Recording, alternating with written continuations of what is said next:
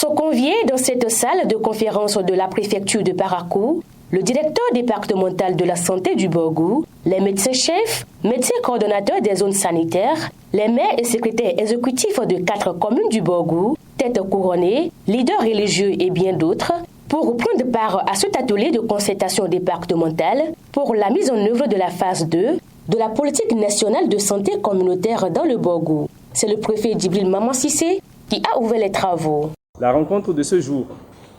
consacre l'extension de la politique nationale de santé communautaire dans tous les départements du Borgou, avec la prise en compte des communes de Parakou, Tchaourou, Ndali et Perere. C'est le lieu de remercier et de témoigner la gratitude de la population à l'UNICEF,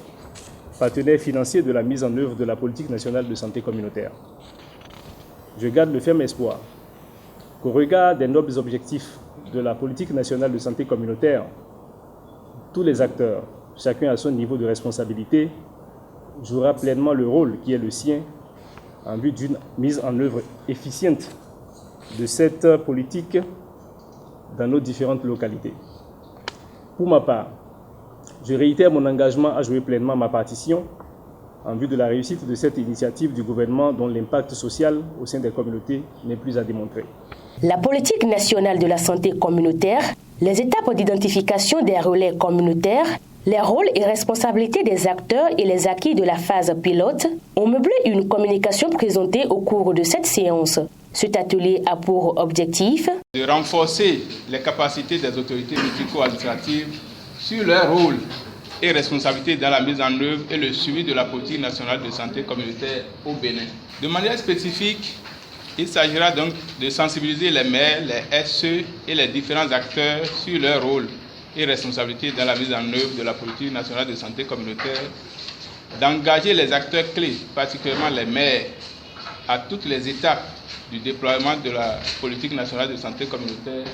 de mobiliser les maires et les élus locaux dans le financement de la politique nationale de santé communautaire. Des communes bénéficiaires de cette deuxième phase de la politique sanitaire de la santé communautaire apprécient et s'engagent. C'est un sentiment de satisfaction et de réjouissance parce que les anciens relais communautaires n'ont jamais cessé de me poser la question de savoir quand est-ce que la nouvelle politique nationale de santé communautaire va venir à Perere. Aujourd'hui, chose est faite. Nous allons nous engager à ce que tous les élus, à savoir donc les chefs de village, les chefs d'arrondissement, puissent s'engager pour que le recensement soit exhaustif au niveau donc de tous les 61 villages administratifs de la commune que nous avions. En tant que maire, c'est pour les sensibiliser, pour qu'ils adhèrent, pour qu'on puisse les venir en aide. L'extension de ce projet dans ces différentes communes permettra à coup sûr d'améliorer l'accès de ces populations aux soins de santé de qualité.